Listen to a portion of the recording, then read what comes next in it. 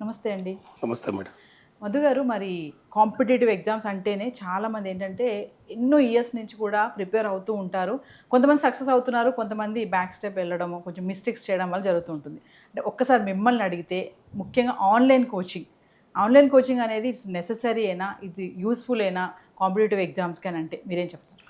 Online అనేది ఇప్పుడున్న trend. అంటే కరోనా తర్వాత ఆన్‌లైన్ అనేది కోచింగ్ అనేది ఎక్కువగా పెరిగిపోయింది.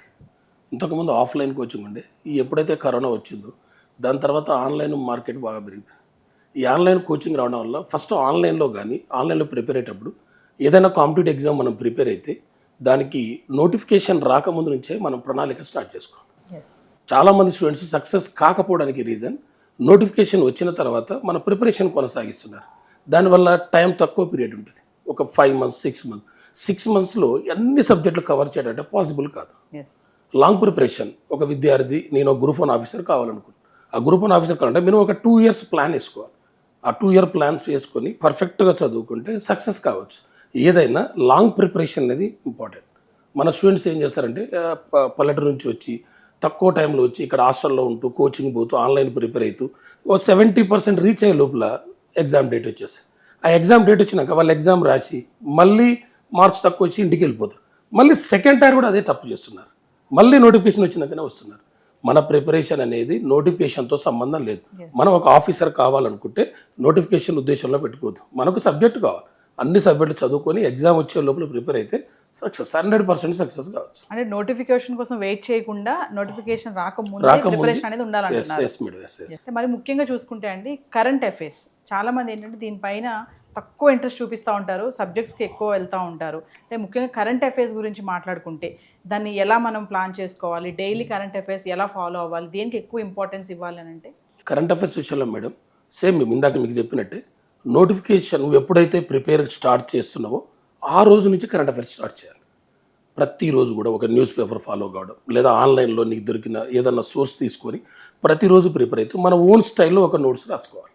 డైలీ ప్రతిరోజు పేపర్ తీసుకుని ఒక నోట్స్ పెట్టుకొని డైలీ కరెంట్ అఫైర్స్ ఈరోజు ఇష్యూస్ ఏమున్నాయి, నేషనల్ ఇష్యూస్ ఏమున్నాయి, ఇంటర్నేషనల్ ఏముంది, రీజనల్ ఏముంది, స్పోర్ట్స్ ఏమున్నాయి, అవార్డ్స్ ఏమున్నాయి, అవి రాసుకుంటూ దానికి లింకు రాసుకోవాలి.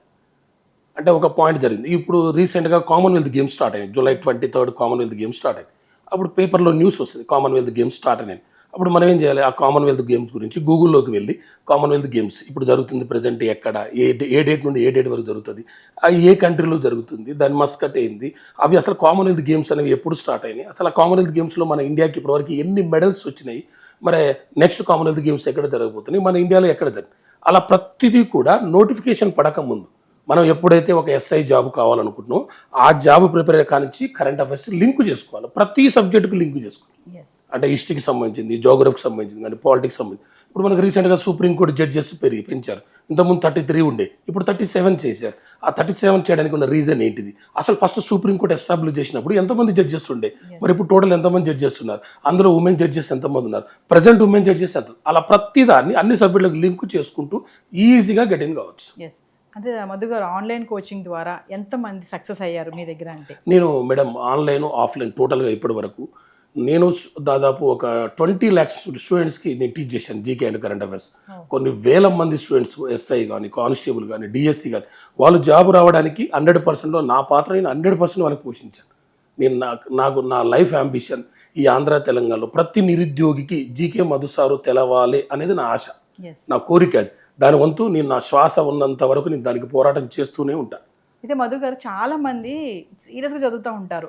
కాంపిటేటివ్ ఎగ్జామ్ అనగానే అసలు ఇంకా అహర్నిశలు గంట, కొన్ని కోచింగ్ సెంటర్స్లో అయితే 18 గంటలు చదవాలి ఖచ్చితంగా గవర్నమెంట్ ఎగ్జామ్ కొట్టాలంటే అంటారు. మరి నిజంగా 18 గంటలు చదవాలంటారా? అది లేదు, అవసరం లేదు మేడం. 18 గంటలు ఒక సరైన ప్రణాళికతో. ఇప్పుడు కొంతమందికి 1 hour చదివితే సబ్జెక్ట్ వస్తుంది, కొంతమందికి ½ an hour చదివిన రీచ్ అవుతుంది. మన పరిస్థితిని మన నాలెడ్జ్ని పెట్టి మనం చదువుకోవాలి మేడం. ఎవరో 18 hours చదివిరని చెప్పి మనం 18 hours చదవాల్సిన అవసరం లేదు. మన మెమరీని బట్టి మనం చదువుతుంటే మనకు అర్థమైపోతుంది వస్తుందా రావట్లేదా, ఎక్కడ వెనకబడిపోతున్నాను అవి చూసుకొని మన నాలెడ్జ్కి అనుగుణంగా జస్ట్ రోజు ఎర్లీ మార్నింగ్ లేచి ఓ 4కి లేచి ఓ 7 వరకు చదువుకొని ఆ చదివిన దాన్ని మళ్ళీ మనం ఏం చేయాలంటే నెక్స్ట్ డే రేపు స్టార్ట్ చేసినప్పుడు నిన్న చదివిన దాన్ని ఒక రివైజ్ చేసుకోవాలి. మేడం మనం ఎగ్జాంపుల్ చెప్పుకుంటే ఒక టీవీ సీరియల్ వస్తుంటుంది. టీవీ సీరియలే నిన్న ఇచ్చిన ప్రోగ్రామ్ని రీక్యాప్ అని మళ్ళీ ఇస్తారు మనకు, జస్ట్ 30 seconds. మరి ఒక టీవీ సీరియల్కి అంత రీక్యాప్ ఇస్తే మన జీవితానికి సంబంధించి మరి మనం ఎన్ని రీక్యాప్స్ చేసుకోవాలి మేడం? 100% అవసరం. స్టూడెంట్స్ ఏం చేస్తారంటే చాలా మందికి తెలియక ఆ చదివేటప్పుడు ఏ రోజు దారు చదువుకుంటూ వెళ్ళిపోతుంటారు.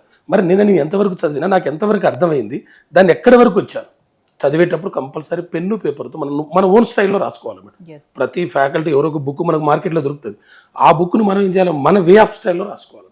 అలా రాసుకుంటూ ఓ సిస్టమేటిక్ ప్రణాళిక చేసుకుంటూ పోతే 100% సక్సెస్ కావచ్చు.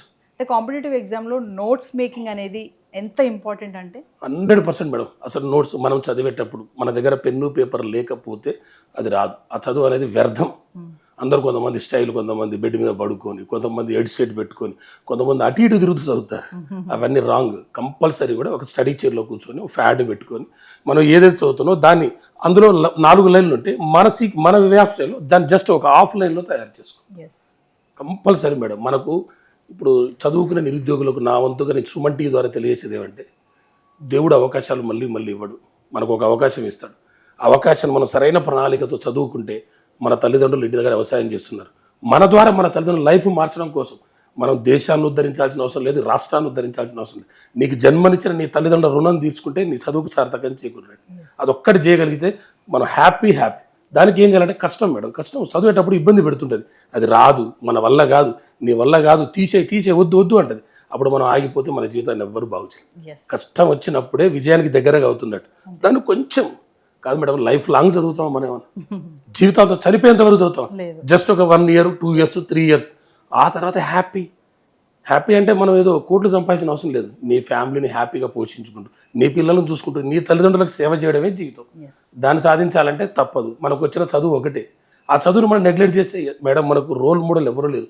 ఇంటి దగ్గర నాన్నను చూస్తే తన వ్యవసాయం చేస్తాడు. ఎన్నిసార్లు నష్టపోయినా కూడా మళ్ళీ బ్యాక్ వెనక చూడాలి. పోనీ నా తల్లి నేలని నమ్ముకున్నా, నాకు నేల కంటే గొప్పది, కానీ ఆయన అంత గొప్ప విజయాలు సాధిస్తున్నప్పుడు మనం ఎందుకు వెనకబడిపోతాం? ఒక్కసారి చేసినాం, రాలే, ఫెయిల్ అయిపోయినాం, పోయింది. 2 సార్లు పోయినాయి, పోనీ 3 సార్లు పోయింది, పోయింది మేడం. 4వ సారి 100% సక్సెస్ అవుతాం. ఎందుకు? మనం చేసేది వేరే ఏదో డ్రగ్స్, మాఫియా, దొంగతనం కాదు కదా. జీవితాన్ని మార్చుకోసం చేసే ప్రయత్నంలో వెనకబడిపోతాం. నవ్వుతుంటారు, కామెంట్ చేస్తుంటారు. 3 సార్లు రాసిన నీకు రాలేదని అనుకొని మనం రీచ్ కావాల్సింది మన లక్ష్యాన్ని. ఎంతోమంది అంటుంటారు. అవన్నీ పట్టించుకోకుండా ఒక లాంగ్ ప్రిపరేషన్ పెట్టుకొని కష్టపడి చదివితే 100% సక్సెస్ కావచ్చు. ఒకప్పుడు అంటే మార్కెట్లో బుక్స్ లేవు, సోషల్ మీడియా లేదు మేడం. ఇప్పుడు అన్ని రకాలుగా మనకు అవైలబుల్ ఉన్నాయి. నువ్వు బాగుపడాలంటే నీ ఇంట్లో కూర్చొని ప్రపంచాన్ని చూడొచ్చు. ఒకప్పుడు అంటే మనం హైదరాబాద్ కోచింగ్ వచ్చి ఇన్స్టిట్యూట్లో జాయిన్ అయ్యి చదువుకోవాలి. ఈరోజు మన ఇంట్లో, మన తల్లి పక్కన, మన ఫ్యామిలీతో ఉంటూ హ్యాపీగా చదువుకుంటూ నువ్వు అనుకున్న గోల్ రీచ్ కావచ్చు. ఈ రోజులో ఆ ప్రాబ్లం ఏం లేదు.